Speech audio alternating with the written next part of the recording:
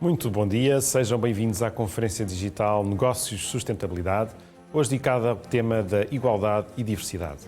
O desenvolvimento sustentável é o grande desafio do nosso tempo e o Negócios abraçou esta causa, lançando uma grande iniciativa que arrancou com uma edição especial e o lançamento de um site dedicado em maio. Em junho realizámos o primeiro deste ciclo de debates e lançámos o Prémio Nacional de Sustentabilidade, reunindo um júri de grande prestígio. Estão convidados a candidatarem-se, podem fazê-lo em www.premionacionalsustentabilidade.negócios.pt. Com esta iniciativa, que está projetada para a próxima década, coincidindo com a Agenda 2030 das Nações Unidas, queremos deixar uma marca no caminho que também Portugal está obrigado a fazer, um desenvolvimento económico alinhado com o progresso social e a sustentabilidade ambiental. Uma iniciativa onde contamos com o patrocínio dos nossos parceiros EDP e Millennium BCP, o alto patrocínio da Presidência da República, o patrocínio do Ministério do Ambiente e o apoio da Altri, Claranet, GIP, MEL e SAP. Hoje vamos falar de igualdade e diversidade. Será que ainda é tema? Se é verdade que a participação das mulheres no mercado de trabalho tem vindo a crescer e o país já tem quase tantas mulheres empregadas como homens, a disparidade salarial continua a ser uma realidade e é ainda mais alta nos níveis de habilitações académicas mais elevados. A evolução do indicador de disparidade salarial mostra que a diferença diminuiu 9,4% entre 2010 e 2017, mas a remuneração média ganha pelas mulheres continua a ser inferior à dos homens em 220 euros por mês. O tema vai muito além da igualdade de género. O acesso ao emprego de minorias ou de pessoas portadoras de deficiência são menos falados, mas nem por isso menos importantes. Vamos começar com uma intervenção de Rosa Monteiro, Secretária de Estado para a Cidadania e a Igualdade, a quem agradeço a disponibilidade para fazer a abertura desta nossa sessão.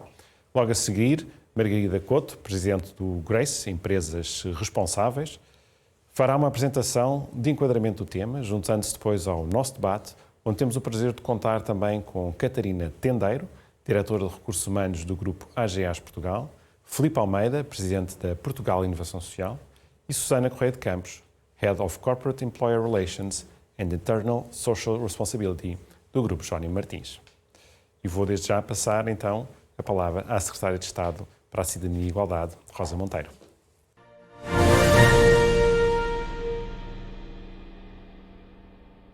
Quero cumprimentar o Sr. Diretor do Jornal de Negócios e agradecer imenso esta oportunidade de vos dirigir algumas palavras, mas também a organização deste debate, desta reflexão sobre este tema que tem a ver com a promoção da igualdade e o combate à discriminação.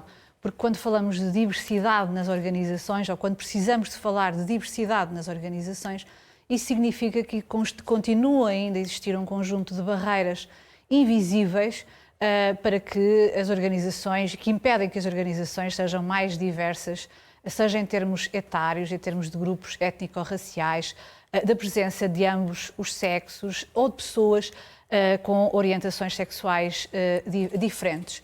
E, portanto, o tema não poderia ser mais pertinente. Quero também cumprimentar as pessoas que vão participar no painel e agradecer bastante o trazer à luz do dia, debate, este assunto no seio do debate que tem a ver com os negócios, que tem a ver com o universo das empresas e das organizações de trabalho.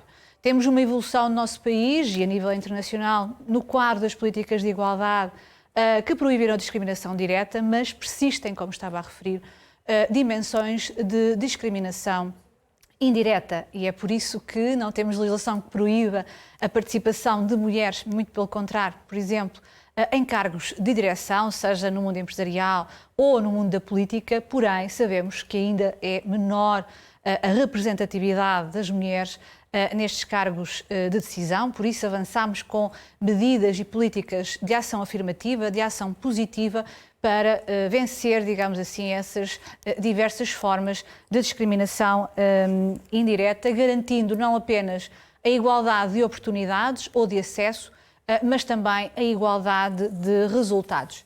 E como André dizia, temos ainda indicadores de desigualdade que persistem e que devem mobilizar as nossas intervenções ao nível macro, ao nível das políticas, mas também ao nível daquilo que são as políticas de gestão das próprias empresas, que hoje reconhecem as matérias da igualdade de género, por exemplo, como uma questão de boa governação e como uma questão, enfim, que se traduz em melhores indicadores de performance e económicos. Desde logo a questão das disparidades de rendimentos.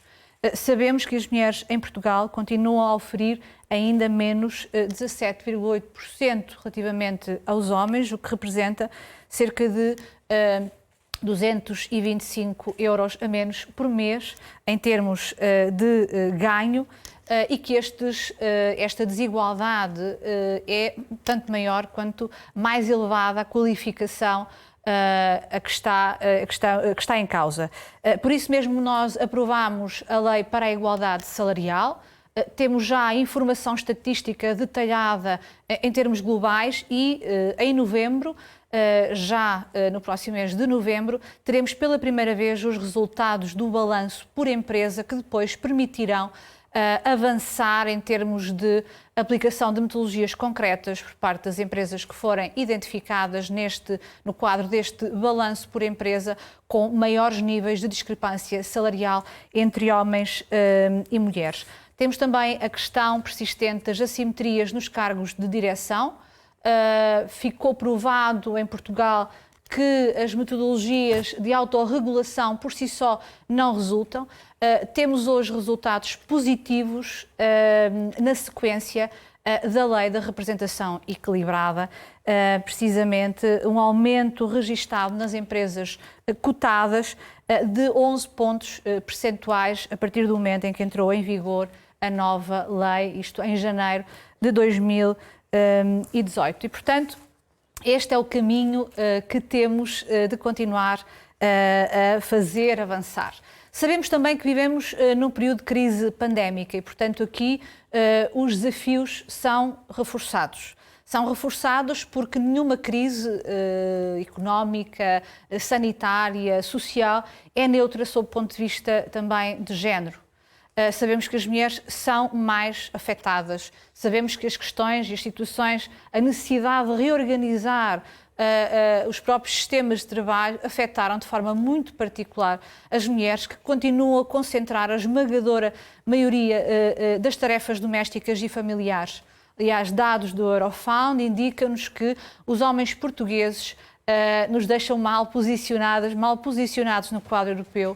Apenas 19% diz realizar uma tarefa doméstica, ou pelo menos uma tarefa doméstica por dia. Portanto, isto indica bem o desequilíbrio e a assimetria profunda que continua a existir na repartição do trabalho não pago, que evidentemente tem reflexos também nas sobrecargas e em todos os indicadores de desigualdade, trazendo também dificuldades de gestão às próprias organizações e também desafios que se prendem com a promoção da conciliação entre as várias esferas de vida, entre a vida profissional, a vida familiar e a vida pessoal. Lançámos em 2018 o programa 3 em Linha, que tinha um conjunto de medidas em muitos setores, muitas áreas de intervenção, no sentido de ajudar as organizações de trabalho a resolver as suas dificuldades de gestão nesta perspectiva da promoção da conciliação. Um dos programas mais emblemáticos nesse quadro é o Pacto para a Conciliação, através do qual juntámos um conjunto muito vasto, são cerca de 60 organizações, muitas empresas privadas, que estão a implementar a norma portuguesa para a conciliação. Temos já 11 delas certificadas e foi possível induzir e incentivar ou estimular a adoção deste novo sistema de gestão com financiamento, através de financiamento, cerca de 31 milhões de euros, que apoiam a adoção destes sistemas de gestão, seja em organismos da administração pública, mas essencialmente direcionados para as PMEs. O resultado é positivo e também, fruto deste maior conhecimento de experiências e desta mobilização para este objetivo, no quadro dos trabalhos que estão a ser desenvolvidos, quer na concertação social, que vinham já de 2019, com a discussão sobre estes temas, mas também na elaboração do Livro Verde para o Futuro do Trabalho, são dimensões que estão a ser devidamente acauteladas pela sua relevância. Sabemos que as organizações de trabalho, as empresas, estão embebidas em regimes de desigualdade. muitas vezes não são reconhecidos, não são identificados, porque naturalizamos aquilo que temos como um dado adquirido. E temos trabalhado com diversas empresas no sentido de promover a inclusão destes temas e de grupos que, regra geral, não têm beneficiado de projetos específicos e de intervenções específicas no sentido de garantirmos maior igualdade, mais diversidade, menos discriminação. É o caso, por exemplo, da população LGBTI. Tivemos um projeto emblemático, a ADIM, que terminou este ano, mesmo em maio, com a apresentação de um guia para empresas. Ele aconteceu, envolveu diversas empresas portuguesas e também espanholas e universidades que fizeram um diagnóstico sobre as dificuldades internas de inclusão e de integração de pessoas LGBTI e definiram, criaram um guia com orientações específicas para empresas que consideramos extraordinariamente útil e estamos em fase também de maior divulgação deste mesmo guia de boas práticas. Outra dimensão que nos preocupa tem a ver com a nossa performance nacional e europeia, diga-se, em termos daquilo que é a participação de raparigas e de mulheres nas áreas das TIC, da transição digital, área tão investida quer no quadro europeu, quer no quadro de política nacional. É um esforço que estamos a fazer, o de fazer reconhecer que estas áreas das engenharias, das tecnologias, do digital, não são áreas apenas ditas no masculino, não são apenas áreas para homens. Temos um projeto que hoje mesmo lança a sua 4ª edição, o Engenheiras por um Dia, onde temos já envolvidas 53 empresas, essencialmente do setor das tecnologias, e que assenta na mobilização de projetos e programas de mentoria, de acompanhamento, junto de várias escolas por todo o país, mobilizando também universidades, cursos de engenharia diversos, demonstrando que as mulheres estão presentes e que têm um lugar e que devem ter um lugar nesta economia que é a economia do futuro e do presente. E, portanto, também no novo plano de ação para a transição digital temos indicadores, temos majorações, temos metas concretas para melhorar exatamente este desequilíbrio ou vencer este desequilíbrio que nos leva a ter um dos mais baixos rácios de presença de mulheres no setor das tecnologias, quer seja nas opções de ensino, mas também na própria vida profissional, e as expectativas das nossas adolescentes relativamente a virem a ter uma carreira na área das TIC é das mais baixas da União Europeia. Finalmente, queria lançar-vos um desafio e também um agradecimento público a todas as empresas que se têm juntado a nós na prevenção e combate à violência doméstica. Estamos num período particularmente difícil da nossa vida coletiva, onde os desafios de proteção e de resposta a este problema se agudizaram.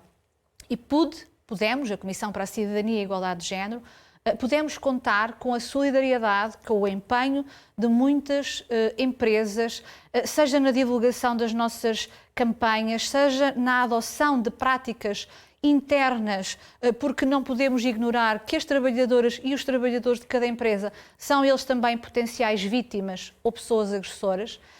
E, portanto, temos inclusivamente um guião de boas práticas com indicações, pistas concretas de intervenção que lançámos faz agora precisamente um ano. Há já empresas que estão a adotar algumas dessas práticas, mas, como dizia, também no apoio direto, seja a Comissão para a Cidadania e Igualdade de Género, que coordena toda a Rede Nacional de Apoio às Vítimas, seja no apoio direto a vítimas de violência. E, portanto, convidava-vos também a juntarem-se a nós. Vamos criar, propus à nova direção da SIG, a criação daquilo que chamaremos um pacto empresarial contra a violência, que permitirá sedimentar e tornar mais consistentes estas boas práticas, mas também reconhecer este trabalho vital, que é um trabalho também de promoção da igualdade. Desejo um excelente debate e muito obrigada pelo vosso empenho na promoção de ambientes organizacionais mais igualitários, menos discriminatórios e mais diversos.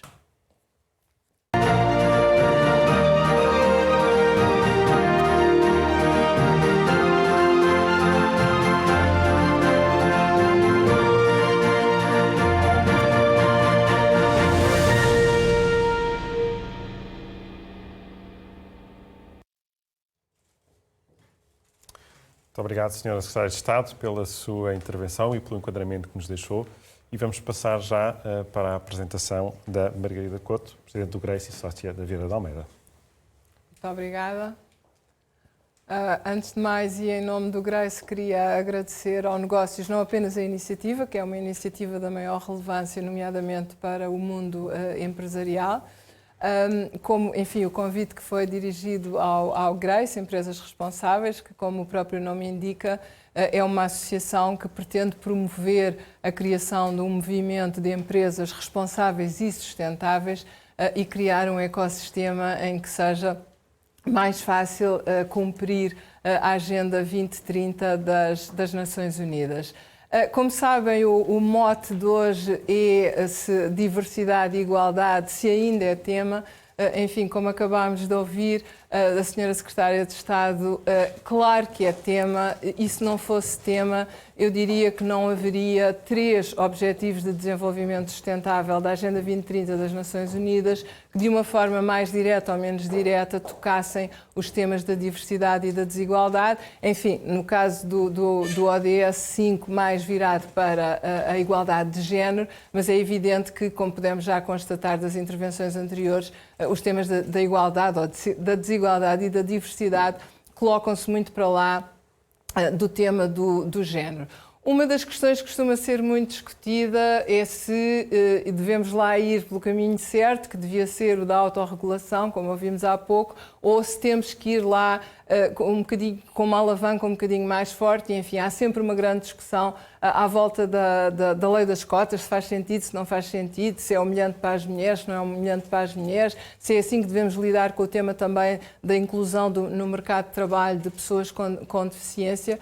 E a verdade é que, pelo menos do meu ponto de vista, a lei das cotas é, digamos assim, um mal necessário, ou seja, é uma alavanca para que fique de uma vez por todas demonstrado que as mulheres têm tanta aptidão e tantas competências para estar sentadas num conselho de administração, enfim, num órgão de direção de uma organização, quanto os homens, o que, aliás, enfim, isto é um bocadinho disfuncional, como dizia a Sra. Secretária de Estado, porque, de facto, a estatística, nomeadamente em Portugal, mostra que hoje as mulheres até são mais qualificadas que os homens. Há mais mulheres com doutoramentos, com mestrados e por aí fora, e, portanto, de facto, é uma disfunção que haja tão poucas mulheres depois na liderança das organizações.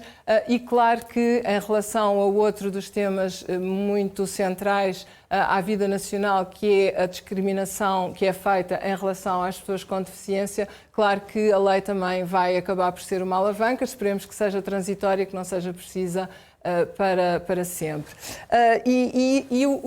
Enfim, isto é tão contraditório quanto esta realidade de não haver diversidade suficiente, nomeadamente de género, mas não é a única diversidade, naturalmente, é tão contraditório quanto isto. Há muitos estudos, mas muitos estudos mesmo, que demonstram que há um dividendo da diversidade, ou seja, as empresas que têm mais diversidade, seja porque têm mais mulheres, mais pessoas com deficiência, mais multiculturalidade, acabam por ter uma performance, incluindo uma performance financeira, melhor do que as empresas que não têm essa realidade. Enfim, os estudos são muitos, depois se calhar isto também é um tema que pode ficar para debate, mas ficam apenas aqui alguns dados, ou seja, não é só ao nível da cultura interna e ao nível do ambiente organizacional que a diversidade de género tem impacto, é de facto também ao nível de indicadores ou KPIs, como agora se costuma dizer, mais ligados propriamente ao negócio da empresa, pelo que é um contrassenso as empresas não promoverem essa diversidade, porque elas próprias são beneficiárias, inclusive, do ponto de vista financeiro dessa diversidade. Enfim, eu com este tema não vou gastar muito tempo, porque já aqui foi falado, nomeadamente pela Senhora Secretária de Estado. É algo que é muito difícil de compreender, porque como é que há mais qualificação feminina que masculina e depois há enfim, em inglês a expressão, o gender pay gap, como é que é tão persistente e tão difícil de vencer. Isto é uma estatística da OCDE que coloca, enfim, Portugal numa posição, enfim, não dramática, mas também não tão boa quanto nós gostaríamos face àquela que é a média europeia, e este é de facto um tema que a sociedade tem que tratar e que, enfim, depois no debate podemos ver isso. Eu acredito que está muito enraizada em enviesamentos inconscientes e em estereótipos que também não se vencem propriamente de um dia para o outro. E depois outro tema da diversidade que como disse o André no início, é tão importante quanto qualquer outro, mas que muitas vezes não lhe é dada a importância devida, é o tema da diversidade no mercado de trabalho, no que se refere à integração de pessoas com deficiência. Se nós olharmos para este slide, e pensarmos em termos organizacionais, ou seja, se nos posicionarmos da perspectiva do CEO de uma empresa, qual de nós não gostaria de ter tido dentro da sua empresa qualquer um destes, enfim, génios, pessoas de grande sucesso, muito realizadas, e em que as suas incapacidades em nada os incapacitaram de fazer tudo aquilo que verdadeiramente queriam ter feito. E a prática demonstra, e, enfim, eu lido muito com empresas e dado que, o papel que tenho como presidente do Grace, também estou num bom posto de observação para ver isso, porque o Grace tem 180 associados e a verdade é que o testemunho das empresas que integram pessoas com deficiência é sempre o mesmo, ou seja, é bom para a organização, não é só bom, obviamente, para a pessoa com deficiência que adquiriu a dignidade de se poder sustentar a si própria, mas é bom também para a empresa que passa a ver o tema de outra maneira e passa a desvalorizar coisas que não têm importância nenhuma e que antes se dava um valor que verdadeiramente não tinha. Portanto, é inequívoco que a integração de pessoas com deficiência efetivamente torna as organizações mais fortes e mais resilientes. Enfim, estes são alguns dos temas que certamente poderemos deixar para debate. Não me queria alongar muito e queria apenas deixar uma nota final que para mim é muito importante, que é igualdade sim, mas igualdade na diversidade, ou seja, igualdade, nomeadamente igualdade de género, não é as mulheres ficarem iguais aos homens. Temos todos que nos manter dentro das nossas diferenças e é por isso que eu acho que esta frase do Boaventura de Sousa Santos resume muito bem esta visão de que é importante manter a diversidade, ou seja, lutar pela igualdade sempre que as diferenças nos discriminam, mas lutar pelas diferenças sempre que a igualdade nos descaracterize. Finalmente, queria agradecer novamente ao Jornal de Negócios este convite que fez ao Grace e, enfim, acredito que vamos ter um debate bastante animado sobre o tema. Muito obrigada. Prémio Nacional de Sustentabilidade, vamos reconhecer, divulgar e premiar as melhores políticas e práticas na defesa da sustentabilidade global. Este é um convite e um desafio às empresas e organizações que mais destacam na construção de um futuro sustentável. Prémio Nacional de Sustentabilidade, uma iniciativa do Jornal de Negócios em parceria com a Deloitte e com o alto patrocínio da Presidência da República. Saiba mais e participe em premionacionalsustentabilidade.negocios.pt. Muito obrigado, Margarida, pela sua apresentação.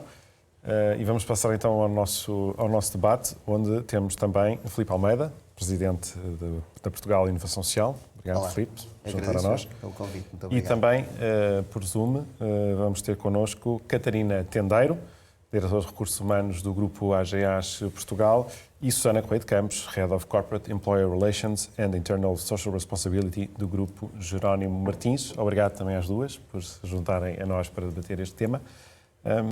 Margarida, e assim, de facto, a nossa Constituição tem no artigo 13 ninguém pode ser privilegiado, beneficiado prejudicado, privado de qualquer direito ou isento de qualquer dever em razão de ascendência, sexo, raça, língua, território de origem, religião, convicções políticas ou ideológicas. Por aí fora, situação económica, condição social, orientação sexual. Não estamos a cumprir. Não estamos. Mas todos temos que compreender que uma coisa é o que vem escrito nas leis, que é aquilo que faz sentido, enfim, se as coisas correrem bem, e outra coisa é o que acontece na realidade, e de facto, neste caso, nos temas da igualdade, a discrepância é muito grande, porque a discrepância, ou seja, do meu ponto de vista, tudo isto tem origem fortemente na existência de enviesamentos inconscientes que nós próprios não nos damos conta. Ou seja, eu acho que o facto de existirem tantas desigualdades, seja de género, seja em relação a pessoas com deficiência, seja a comunidade LGBTI, não é nada de intencional, não é nada que nós decidimos, nós vamos discriminar esta pessoa e vamos violar a instituição. Não. Muitas vezes nós discriminamos sem nos darmos sequer conta de que estamos a discriminar porque fazemos essa discriminação de uma forma inconsciente. E, portanto, cumprir a Constituição também implica muito mudar mentalidades, mudar alguns estereótipos e algum contexto cultural, e isso demora tempo, não se faz de repente. O que é importante é que o caminho se vá fazendo. E já vamos falar do como. Filipe, como é que a Portugal Inovação Social contribui para realizarmos este princípio da igualdade da Constituição? Bom, a Portugal Inovação Social contribui só pelo simples facto de existir.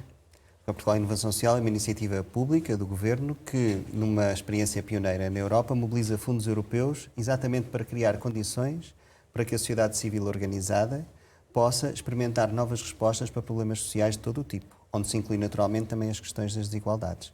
E, portanto, com a Portugal Inovação Social foi possível, até à data de hoje, já aprovar 579 projetos de norte a sul, e muitos deles tratam das questões da inclusão dos excluídos. E pegando, se me permite, num exemplo, a Margarida ainda há pouco nos falava do exemplo da integração de pessoas com deficiência em empresas.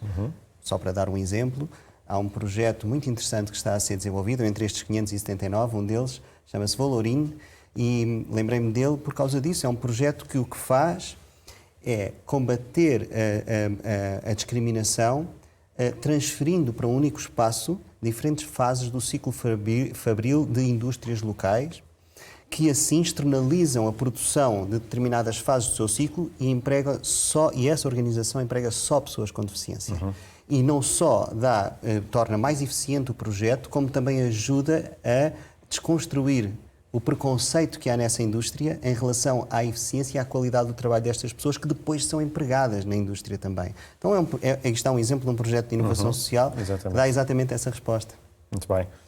Catarina Tendeiro. No grupo AGAs, e de facto falamos de cotas, e importa saber, por exemplo, ao nível da direção do grupo AGAs em Portugal, já conseguiram atingir a paridade ou não? Bem, acho que estamos a par de um caminho, que também como a Margarida referiu há pouco, isto é um caminho que estamos a fazer. O grupo AGAs também está nesse caminho. Hoje é um tema que está em cima da agenda, não temos essa paridade de cotas igual nos cargos da direção ainda. Nota-se uma evolução nos últimos anos e é interessante ver onde se vai conseguindo mais essa paridade. Quando falamos de cargos de direção das áreas de negócio, ainda vimos a predominância de homens. Se falarmos de cargos de direção já nas áreas de suporte, áreas transversais de apoio ao negócio, já começamos a ver uma maior predominância das mulheres. Portanto, é um caminho, está na agenda do grupo. Estamos com algumas dificuldades de ligação com a Catarina. Eu aproveitava para fazer a mesma questão à Susana Correia de Campos. Se no grupo Jónei Martins esta questão da paridade, enfim, tem feito o seu caminho. Muito bem, continuamos com alguns problemas de ligação. Voltamos aqui a estúdio. Catarina, Margarida. A questão das cotas, justamente. é a única forma de conseguirmos, de facto, a senhora Ministra também falou nesse aspecto, a autorregulação não tem sido suficiente para fazer avançar o tema. As cotas são, de facto, um caminho necessário. Eu fui durante muito tempo contra a lei das cotas e, portanto, estou muito à vontade para falar do tema, porque, enfim, posicionava-me de uma perspectiva egoísta de quem sempre fez a sua carreira com toda a naturalidade, sem ter que se preocupar. Nunca pensei nisso, confesso, se era homem, se era mulher, e, portanto, punha-me muito na posição egoísta de eu não me quero sentir humilhada e pensar que só estou num cargo por causa das cotas. E depois percebi que que havia todo um mundo à minha volta que eu desconhecia e que, de facto, tem um impacto brutal, não é apenas na vida das mulheres. O facto de 50% da pool de talento ser desperdiçada em qualquer sociedade é um desperdício económico, social, ou seja, não é apenas um tema das mulheres, é um tema da sociedade, é um tema da economia. E mudei completamente de perspectiva, sobretudo depois de assistir a algumas tentativas de autorregulação que foram feitas em governos anteriores àquele que acabou por impor a lei das cotas. E a verdade é que, se nós olharmos para os outros países, há uma coisa que eu não sei se é uma prova científica, mas que pelo menos demonstra que os países que têm leis das cotas há mais tempo são efetivamente aqueles que conseguiram atingir uma maior paridade de género, nomeadamente em cargos de topo. Porque, como estava a ser dito há pouco, é bastante comum hoje, ao nível do middle management, até encontrar alguma paridade, portanto, ao nível de direções de recursos humanos, enfim, aliás, hoje temos aqui connosco duas pessoas que têm cargos de direção, mas depois, quando chegamos ao C-level, quando chegamos ao board, a coisa cai. E os países que têm o melhor comportamento são os países que têm a lei das cotas há mais tempo. Portanto, por isso é que eu lhe chamo mal necessário. Ou seja, espero que seja transitório, que seja só para fazer o caminho e depois já não seja preciso. Muito bem. Catarina, eu ia voltar a si para perceber se não conseguiu concluir a sua resposta. Mas não percebi em que parte é que fiquei, portanto, tentar aqui fazer um resumo. Relativamente, se olharmos só para o todo da AGEAS Portugal, até temos mais mulheres que homens. Quando falamos, até temos 55% de pessoas que trabalham na AGEAS Portugal, são mulheres. Quando falamos de cargos de direção, efetivamente dizia que ainda nas áreas de negócio nota-se muito mais a predominância, pelo menos no nosso negócio, de homens do que mulheres. Okay. Olhando para os cargos de direção, mais de suporte ao negócio, não se conseguem ouvir? Dificuldades de ligação. Eu ia tentar novamente a Susana Correia de Campos.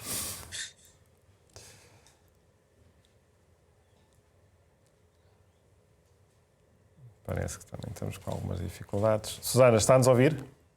Sim, muito bem. Muito bem. Eu ia fazer a mesma questão.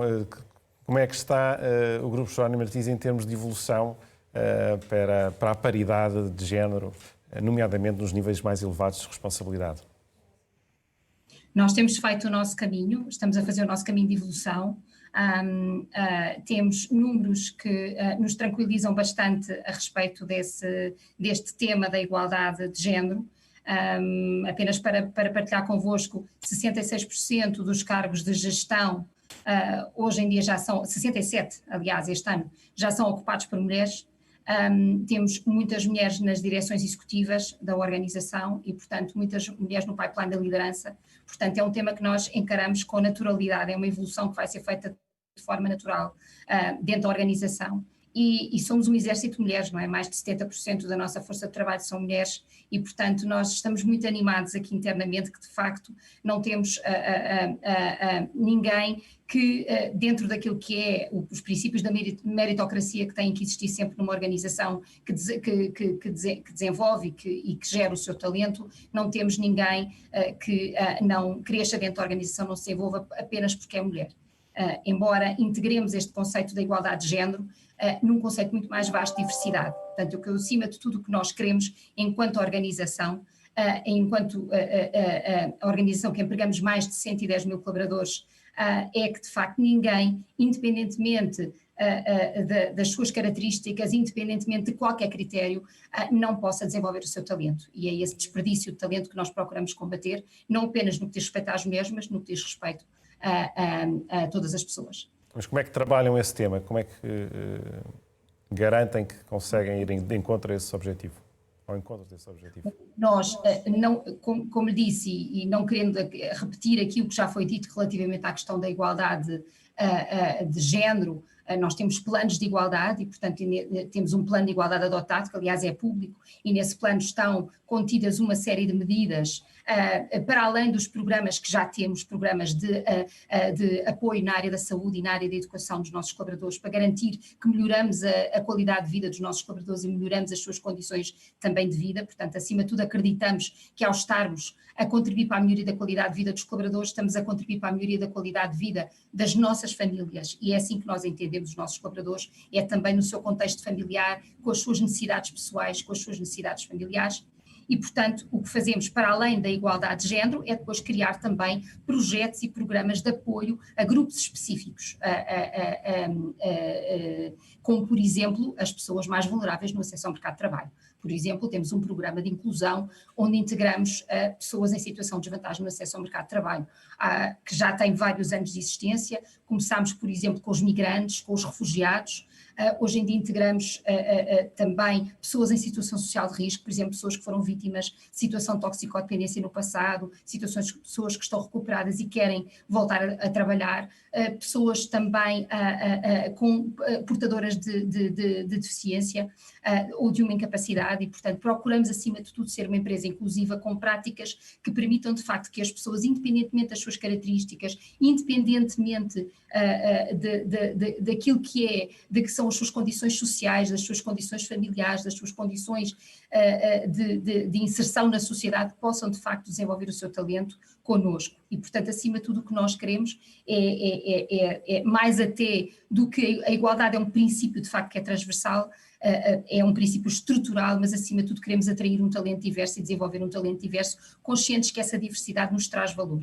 Nos traz valor, não só cria valor para as comunidades onde estamos inseridos, como também nos cria valor interno, cria mais inovação, cria mais integração, e isso é que é a verdadeira inclusão social. Catarina, volto a si para uma nova tentativa. Está-nos a ouvir bem? Eu tenho ouvido bem, eu acho que certo vocês não conseguem ouvir, tem aqui alguma questão técnica no meu sistema. Muito bem, vamos tentar novamente. No grupo AGAs, que medidas é que são tomadas para tentar, de facto, ir de encontro a estes temas de desigualdade de género, da igualdade de oportunidades para as minorias, para pessoas de orientações sexuais diferentes, portadores de deficiência? Então, este é efetivamente um caminho. Eu sinto que nós já demos o primeiro passo e houve esta tomada de consciência pelo grupo como um todo e aqui em Portugal também. Um dos nossos eixos estratégicos é realmente o apoio à comunidade e, de forma a começarmos esta caminhada, focámos em 3 eixos, principalmente. Os 3 eixos, estamos a falar queremos nos focar neste equilíbrio entre homens e mulheres, e isso é acompanhado de uma análise anual que fazemos, um reporte que fazemos, seja em plano de sucessões, seja olhar para as equipas, perceber onde é que estamos homens e mulheres, onde é que estamos em termos de cargos nos diferentes níveis de organização, não olhar só para o todo. Temos um outro eixo que tem a ver com capacitar as pessoas que têm deficiência, e por isso fizemos uma série de acordos com empresas e estamos a integrar pessoas que tenham, estamos a capacitá-las para poderem realmente ingressar no mercado de trabalho, e um terceiro eixo que é o mix geracional, portanto, como é que vamos colocar pessoas de diferentes áreas, de diferentes gerações a trabalhar em conjunto. Também é um grande desafio que temos na área de inclusão. Tem alguns dados que consiga partilhar connosco? Sim, sim. Diga. Tem alguns dados que possa partilhar connosco sobre, enfim, resultados concretos é que já... Relativamente ao número de pessoas que trabalham hoje connosco, estamos a falar de 28 pessoas, num universo de 1.200, queremos ter muito mais e estamos a trabalhar para isso, com diferentes associações, portanto, mas já hoje temos 28 pessoas que integraram e estamos a acompanhar e com ótimos resultados.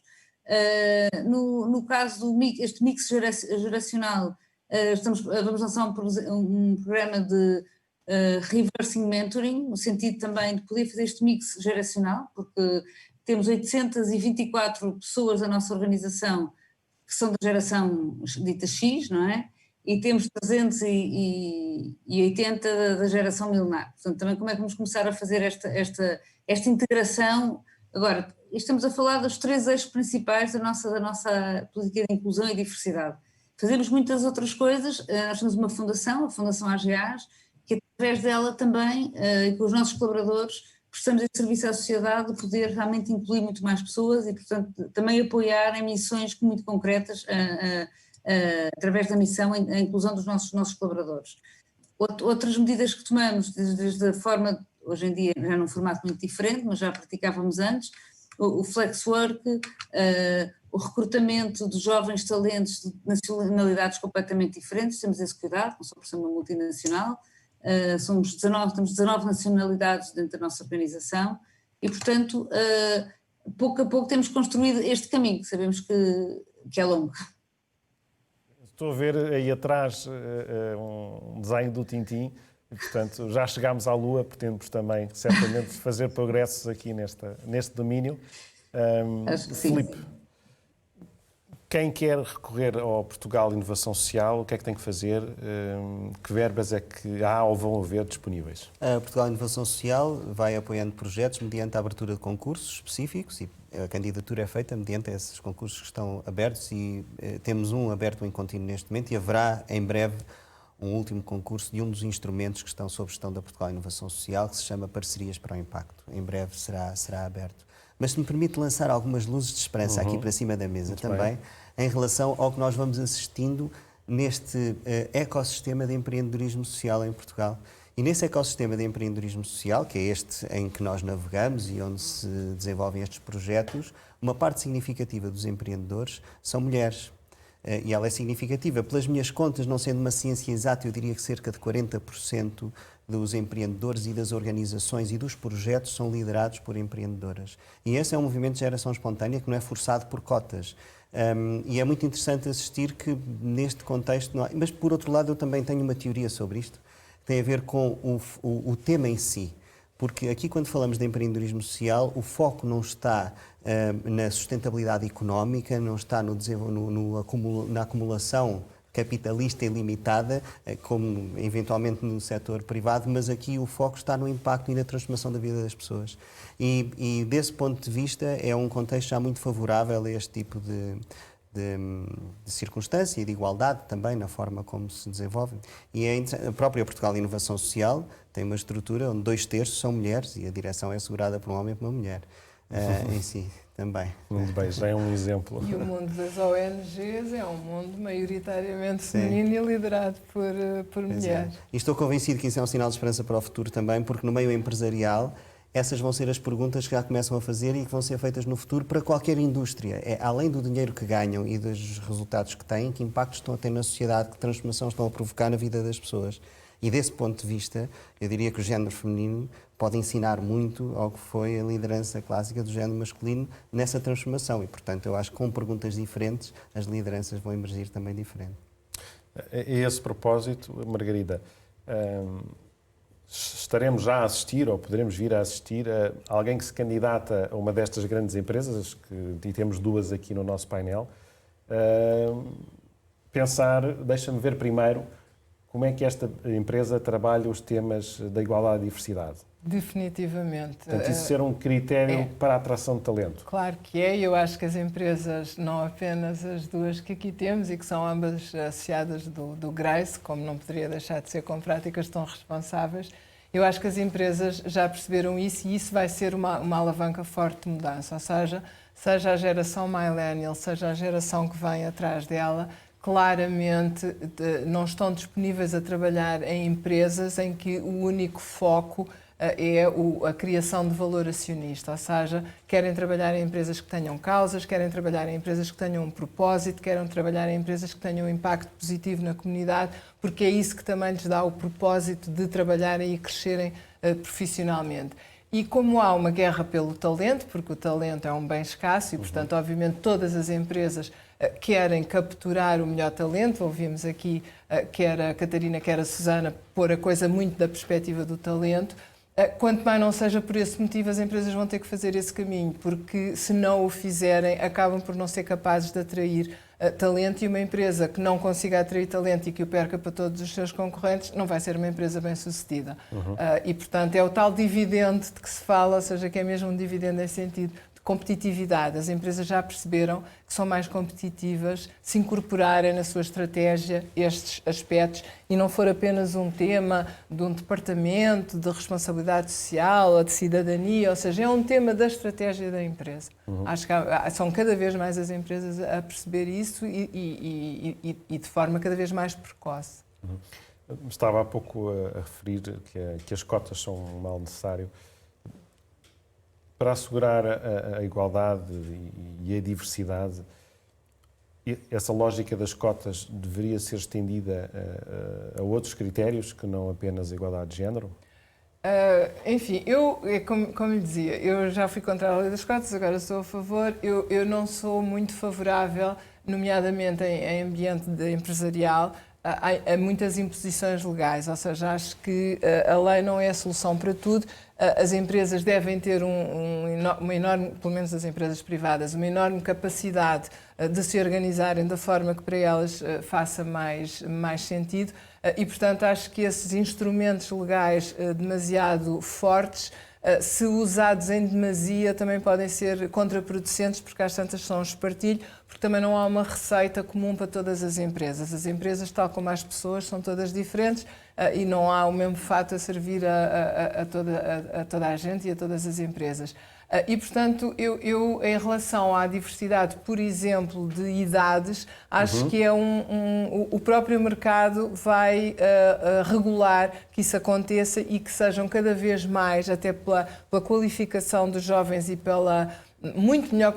Hoje os jovens saem da universidade muito melhor preparados do que a minha geração saía, por exemplo. Mas não podemos ter o efeito ao contrário, ou seja, das É pessoas isso mais, que eu ia dizer. mais isso é que velhas ora bem, isso é que eu ia dizer. Eu acho serem que aqui, vítimas aqui desse o processo. risco, exatamente, aqui o risco é justamente o de não conseguir assegurar a intergeracionalidade e começar a olhar para as pessoas mais velhas em vez de um ativo que têm o background do passado, que podem escorrer para as gerações mais novas, olhar para elas, enfim, peço desculpa pela expressão, um bocadinho como iogurtes fora de prazo e tentar encaminhá-las precocemente para fora do mercado de trabalho. Esse é que eu acho que é o grande risco e acho que as empresas que o fizerem vão acabar por perceber que fizeram mal e vão acabar por se arrepender, mas é evidente que quando elas se arrependerem, essas pessoas mal ou bem foram escorraçadas, entre aspas,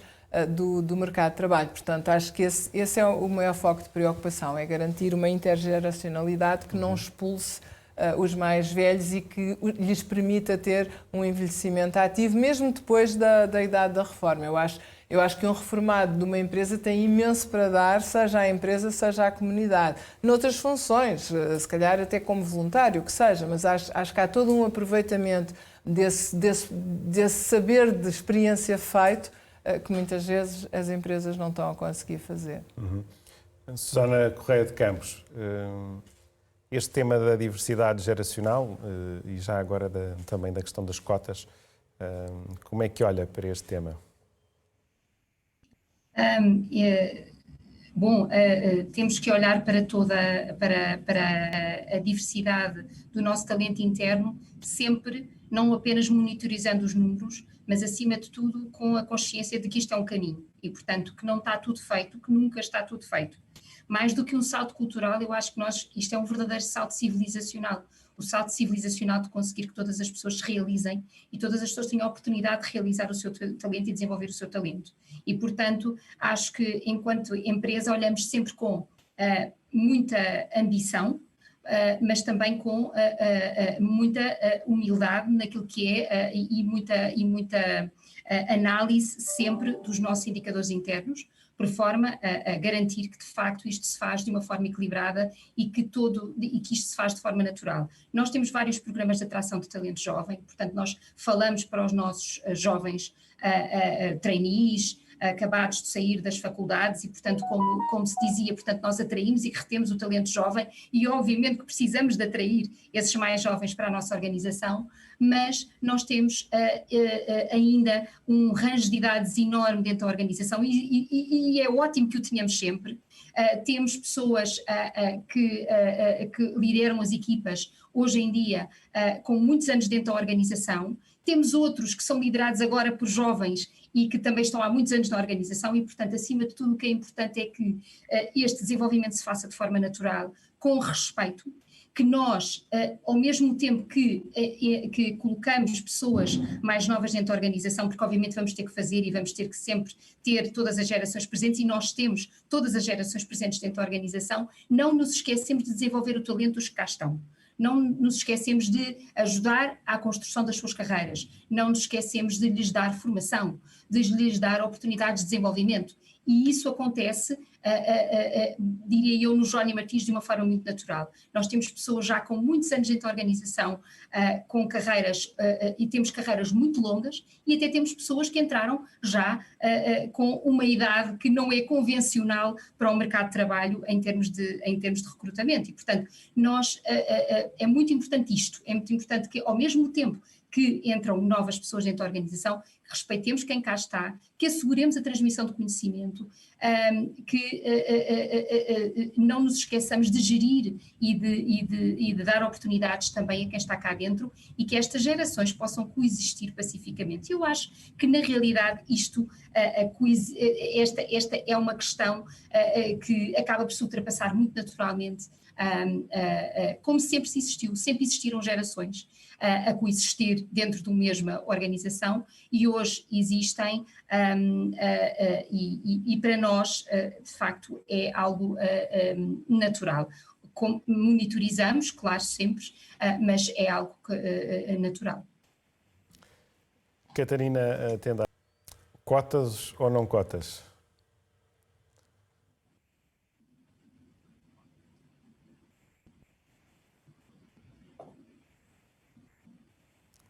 Tem o microfone desligado, não estamos a escutá-la. Isto está desafiado. Portanto, dizer que eu sou daquela linha que preferia efetivamente não ter cotas. Ou seja, se me perguntasse, era ótimo que já existisse uma interiorização desta forma de trabalhar, já se percebesse a vantagem de que é ter pessoas diferentes, formas de pensar diferentes. Porque quando nós falamos da diversidade, para mim vai muito além só a questão dos homens e mulheres, estamos a falar de formas de trabalhar diferentes, gerações diferentes. Ela é muito lata e algumas são bem mais difíceis de medir do que outras, como as formas de trabalhar. Portanto, isto para dizer que acho que é impossível a certo ponto mudar alguma coisa, algum comportamento, se não colocarmos as cotas ou os KPIs dentro da organização para fazer mover. Portanto, sei que enquanto os meus líderes não passaram a ter KPIs de é preciso ter este número de pessoas, criar mobilidade na organização, isso não aconteceu. Portanto, espero que daqui a 2 ou 3 anos possa começar a tirar algumas destes KPIs aos gestores da empresa. Mas a verdade é que isso faz-nos, o KPI ou as cotas, faz-nos pôr aquele foco e há aqui uma forma de continuar a controlar. Portanto, dito isto, acho que temos que viver com elas para o bem da sociedade. Filipe, não sei se quer partilhar a sua opinião sobre este tema. Eu não podia estar mais de acordo com esta necessidade. Aliás, eu acho que as cotas são necessárias para resolver o problema de hoje, entre nós adultos. Mas a melhor forma de garantir que não são necessárias cotas é começar a trabalhar mais cedo com as crianças nas escolas. E eu sou muito favorável às experiências às experiências culturais imersivas, onde as pessoas e as crianças possam, de facto, entender a cultura do outro. É necessário aproximar as pessoas umas das outras. E quando a uma criança, em vez de se explicar exatamente o que é a história de um determinado povo, mas se dá a experimentar a sua comida, a sua dança, e se misturam as pessoas com diferentes características, isso banaliza a diferença e passa a ser natural. Nós temos, aliás, na Portugal Inovação Social, desculpe estar sempre a dar exemplos, mas na verdade claro que sim. Os exemplos ajudam-nos a perceber como é que podemos resolver estes problemas, não é? Por exemplo, eu recordo o projeto SPEAK, que nasceu em Leiria e hoje é um dos projetos mais internacionais de empreendedorismo social nascidos em Portugal, está em dezenas de cidades já no mundo inteiro. É um projeto muito simples que promove a inclusão social, a integração social de migrantes e refugiados e também de estrangeiros, através do ensino recíproco da língua com as comunidades locais, das várias cidades onde está no país. Isso tem imensas vantagens, porque a pretexto do ensino da língua se evolui para eventos de partilha cultural e a integração social se dá. Não só se integra quem vem de fora, como também se faz uma internacionalização passiva de quem está dentro. E isto é uma forma de uma experiência cultural mais imersiva, é de entender o outro através da sua estrutura de pensamento e dos seus hábitos. E este tipo de experiências para adultos, mas este tipo de experiências para crianças, e as empresas têm um papel muito importante desse ponto de vista, não só do ponto de vista de como gerem os seus recursos humanos e a sua força de trabalho, mas também da forma como promovem isso junto das comunidades que são os seus clientes. Aliás, a Fundação Ágias é investidora connosco em vários projetos de inovação social, um investidor grande, o Jerónimo Martins também, e desse ponto de vista é importante que estas entidades vão fazendo esse caminho, não é? Como os associados do Grace também já vão fazendo. Sim, portanto, a minha opinião é, claramente, é necessário é necessário não nos calarmos, porque mesmo nos contextos onde parece que o assunto está a ganho, ainda não está. A todos os níveis. São muitas as evidências de que é um assunto que precisa de... Estava a referir um exemplo referente às minorias.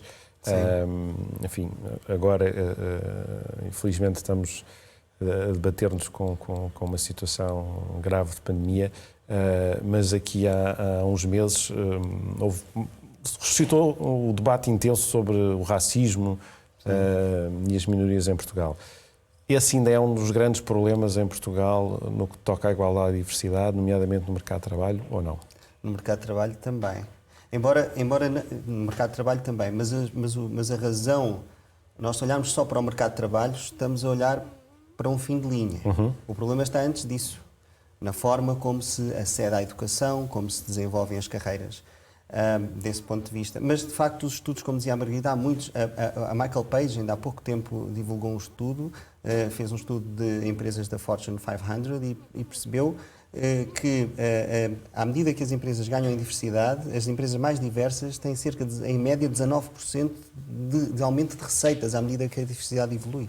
E não é o único caso. Aliás, 34 empresas de um grupo de empresas sediadas em Nova Iorque, incluindo a Amazon e não me lembro de outra, duas grandes empresas que encabeçam esse movimento, vão apresentar já a partir do próximo ano os seus relatórios de diversidade, onde vão apresentar dados discriminados relativos ao género, à etnia, à raça, dados que nem sequer eram necessários. Isso significa que esse caminho e esses dados começam a ser pertinentes também para os investidores? Sim, claro, exatamente. São um referencial exatamente para os investidores, para toda a comunidade. Aliás, a própria responsabilidade social das empresas, a referência mais antiga que há é de um livro de um tal de Howard Bowman, de 1953. Mas foi necessário, depois nos anos 70, começar-se a discutir as questões climáticas para depois, atrás da questão ambiental, trazer-se finalmente a questão social.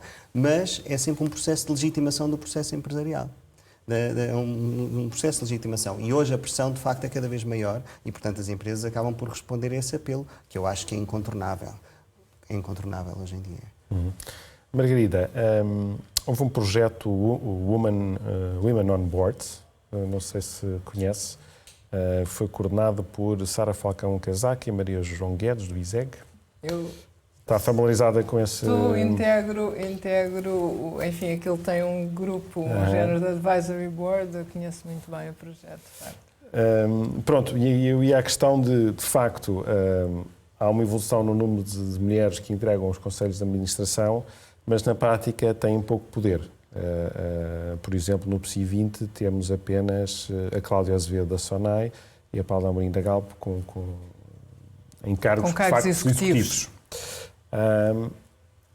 Também ainda falta dar este salto. Falta, mas atenção, a lei das cotas só se aplica às empresas cotadas e às empresas públicas, mas há muitas empresas que não são cotadas e que, por quererem seguir as melhores práticas, auto-impõem-se a lei das cotas, digamos assim. Portanto, esses são dados, de facto, apenas das empresas cotadas, exatamente, mas o panorama nacional é um bocadinho melhor do que isso. O que é que acontece com as empresas cotadas? Eu acho que também isso é um processo e tem que se dar tempo ao tempo. Tipicamente, como as mulheres estão fora dos cargos de liderança e as empresas cotadas são as empresas que, por natureza, têm uma governance mais exigente, é natural, eu costumo dizer isto, mas é um bocadinho natural que as mulheres nesses boards comecem por entrar por cargos não executivos, para elas próprias se sentirem preparadas para cargos executivos e para os homens, depois de terem lidado com elas em cargos não executivos, perceberem que elas são perfeitamente qualificadas e perfeitamente capazes para ascender a cargos não executivos. Portanto, eu, do ponto de vista das cotadas, acho que é o expectável que acontecesse, começassem por cargos não executivos, para desmistificar, a influência, e a seguir virá a influência, influência, até porque eu acho que enfim, como as próprias entidades vão perceber que há esse tal dividendo da diversidade e que ele é muito mais tangibilizado se for ao nível de cargos executivos do que de cargos não executivos, eu sou muito otimista em relação a isso. Percebo a frustração dos estudos de ver que ainda não é assim, mas também a lei das cotas tem 2 anos. Temos que dar tempo, exatamente, ainda temos poucos mandatos sob a lei das cotas. Susana Correia de Campos, volto a si, para partirmos agora, se calhar um bocadinho, para perceber o que é que mais pode ser feito para que as empresas e a sociedade avancem nestes temas. Que medidas são necessárias? Bom, a sociedade é feita por diferentes stakeholders com grandes responsabilidades nesta matéria e, portanto, só conseguimos avançar quando todos nós estamos ligados e a trabalhar para um caminho comum. Portanto, no que diz respeito às empresas, o que podemos fazer é aquilo que eu acho que as empresas têm vindo a fazer, a Jerónimo Martins e outros exemplos, que é cumprir uma função social muito importante de apoiar os seus colaboradores e apoiar as suas famílias. Porque, para além da questão da liderança no feminino, que é um tema dentro da diversidade, há a questão das mulheres e a questão das pessoas que ainda vivem em condições muito difíceis no nosso país e que na situação de crise em que estamos está muitíssimo agravado. Portanto, as pessoas e a população em geral têm enormes dificuldades também de conciliação na sua vida, com a sua vida pessoal, entre os planos pessoal e profissional. E, portanto, as empresas aqui têm um papel muito importante naquilo que é a melhoria das condições de vida dos seus colaboradores, para que as pessoas possam trazer o melhor de si mesma para a sua organização, para que as pessoas sejam a melhor versão de si mesma. Eu, se estiver muito preocupada com o filho, porque não sei onde deixei o meu filho, eu não trago o melhor de mim mesma para a organização, não é possível. E nós, de facto, temos que perceber que, o que nós nos preocupamos aqui internamente, e eu acho que não é um caminho que a Jerónimo Martins faz sozinha, é um caminho que todas as empresas socialmente responsáveis fazem, é perceber os enquadramentos sociais dos seus colaboradores, olhar para as pessoas como pessoas efetivamente e como pessoas com famílias e perceber o que é que nós, enquanto empresas, podemos fazer naquilo que são o colmatar de respostas que muitas vezes não existem ao nível do Estado, de dificuldades que muitas vezes as pessoas têm e, portanto, há aqui uma preocupação e uma missão social da empresa que é muito importante e que ajuda claramente a que as pessoas não percam oportunidades de desenvolver o seu talento ou de aplicar o seu talento por questões de natureza económica, porque não têm um passo social, por exemplo, para se deslocar e para poder estudar, porque não conseguem uma bolsa de estudo, porque têm filhos e não têm onde os deixar, porque temos, por exemplo, a questão das famílias monoparentais femininas. Nós na Jerónimo Martins temos muitas famílias monoparentais femininas, portanto, ajudamos muito estas mulheres naquilo que diz respeito à saúde, à educação, ajudamos o que podemos ajudar no sentido de melhorar também a sua vida, também no sentido de poderem dar resposta às situações e aos problemas e aos desafios familiares, porque a verdade é essa, a verdade é que as pessoas muitas vezes têm limitações, têm desafios, têm obstáculos que as impede de poder desenvolver e progredir. E, portanto, isto não é só uma questão de liderança. Temos muitas mulheres capazes que não conseguem estudar mais, temos muitas mulheres capazes que não conseguem ou não podem trabalhar, ou não podem, de facto, trazer a melhor versão de si mesmas para o escritório, portanto, para o escritório e para o seu local de trabalho. Portanto, eu acho que nós, enquanto empresas, cumprimos um papel, mas é muito importante que empresas, instituições, que o Estado, que todos os stakeholders que têm responsabilidades nesta área e nesta matéria, e no fim de contas que toda a sociedade se une em prol da necessidade de não desperdiçarmos o talento, seja de mulher, seja de qualquer outra pessoa. E é assim que nós olhamos. É de facto para que não queremos que ninguém fique privado, digamos assim, de trabalhar. E nós sabemos que o trabalho é o fator que permite a maior inclusão social, não há outro. Que permite de facto que as pessoas possam exercer uma cidadania plena em direitos e deveres. E, portanto, o trabalho é de facto também a forma mais forte de inclusão social e, portanto, o direito ao trabalho é fundamental e basilar para que a sociedade ela própria se possa desenvolver. E depois para que tenhamos mais mulheres líderes, para que tenhamos mais mulheres a desenvolver o seu talento e a ser felizes também por via do trabalho, a encontrar o seu lugar também na sociedade. Mulheres, homens e todas as pessoas, independentemente das suas características. Catarina, o que é que mais pode ser feito para avançarmos nesta agenda? Eu acho que só o facto de estarmos aqui hoje, não é? A falar sobre o tema, é mais um momento para trazer aqui o tema, não é? Todos nós estamos aqui e vamos fazer mais uma vez esta reflexão. Portanto, eu sinto que efetivamente o tema está na ordem do dia. Das empresas, do governo, como vimos aqui há pouco. Portanto, eu acho que por aí já começámos esse caminho. Agora, dentro das organizações, como é que nós vamos tornar, eu acho que isto é um desafio, como é que vamos tornar as políticas de inclusão e diversidade que temos reais no dia-a-dia, não é?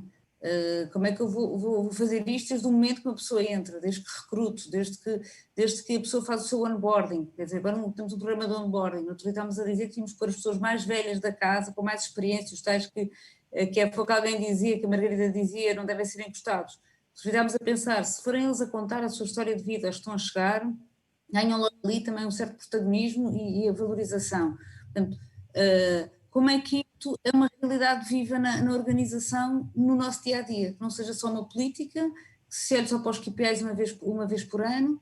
Portanto, acho que está muito também aqui das equipas que estão à frente, seja do lado de recursos humanos, dos boards, que consigam realmente fazer viver, através das outras políticas que existem na empresa, que isto seja uma realidade que se sinta constantemente, para não ser só uma caixa fechada. E acho que o foco da organização está aí, como vos disse, nós não só em Portugal, como a nível do grupo, a política está super alinhada, de inclusão e diversidade, portanto também há aqui uma força grande através do nosso board.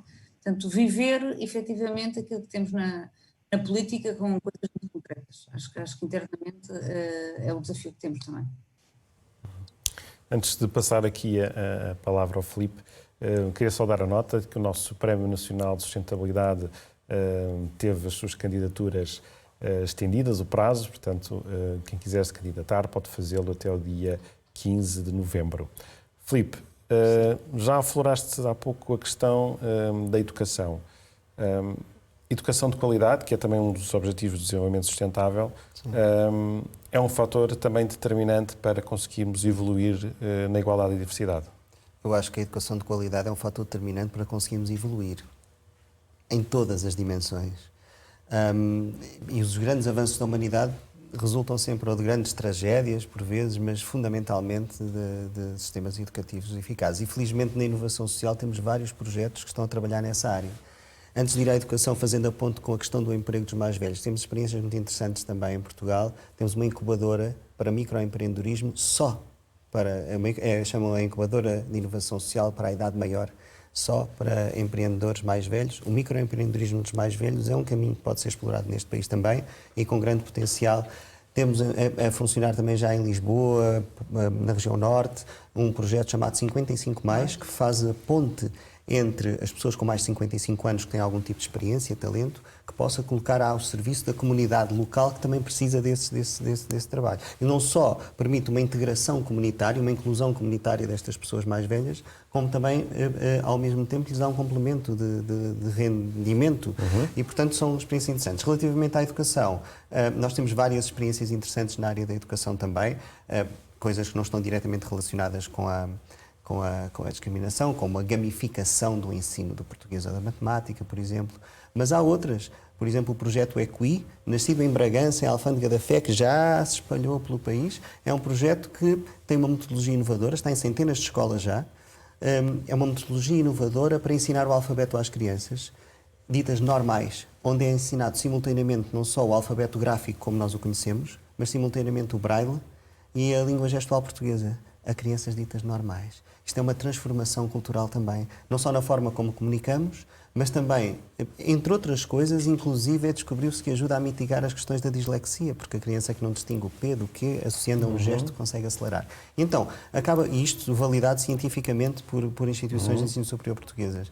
Então, são outras formas de criar uma inclusão que parece lateral. Ao aprender a linguagem do outro, aproximamos-nos dele.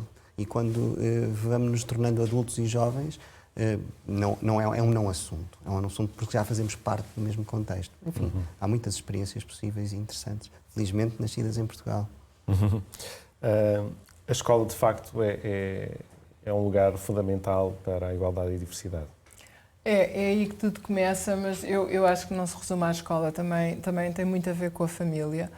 E a verdade é que, nomeadamente no que se refere, por exemplo, à igualdade de género, eu estou absolutamente convencida que muitos dos estereótipos que estão criados nascem dentro da família, não tanto na escola como dentro da família. Ou seja, eu própria fui educada assim, eu fui educada de uma forma diferente do meu irmão. Por acaso deu certo e eu acabei por chegar a funções de liderança, mas a verdade é que é assim nas famílias. Há tarefas que são masculinas, há tarefas que são femininas, ou seja, as próprias famílias contribuem para este enraizamento cultural de que as mulheres ou são mais frágeis ou têm tarefas diferentes e, portanto, obviamente a educação, como o Filipe dizia, é tudo. Sem isso quase que não há mais nada, mas eu acho que o tema, e esse mais difícil de tratar, porque não vai lá assim tão facilmente com políticas públicas, é garantir que as famílias tratam o tema de outra maneira. Se me puder só fazer a pergunta que fez às minhas duas colegas de painel do que é que falta fazer. Faço com todo o gosto. Pronto, desculpe forçar a pergunta.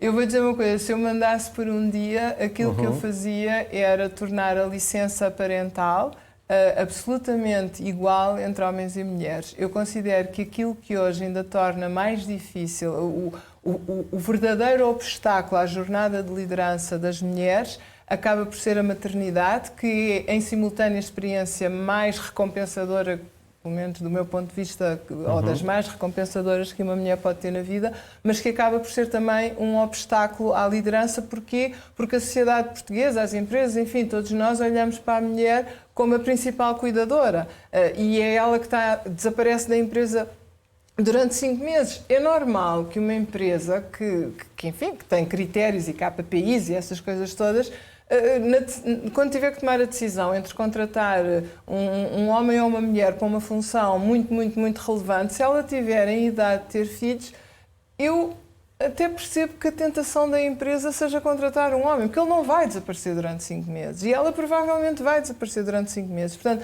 se for fatal como o destino, que seja o homem ou seja a mulher, ambos desapareçam durante um certo período, quando estão na idade fértil, essa questão desaparece e deixa de ser um tema. E um homem deixa de se sentir dentro da empresa olhado de lado porque tem que ir buscar a criança à escola. Se uma mulher disser, eu tenho que sair mais cedo porque tenho que ir buscar uma criança à escola, toda a gente acha normal. Se for um homem que quer ascender a uma posição de liderança e diz, olhem, desculpem, mas não vou reunir às 6 da tarde porque a essa hora tenho que ir buscar o meu filho à escola, toda a gente olha de lado, mas então tu queres ser líder ou queres ser babysitter? Exato. Pronto, e é tudo essa isto. Cultura ainda existe. Essa cultura existe e é isso que é preciso quebrar.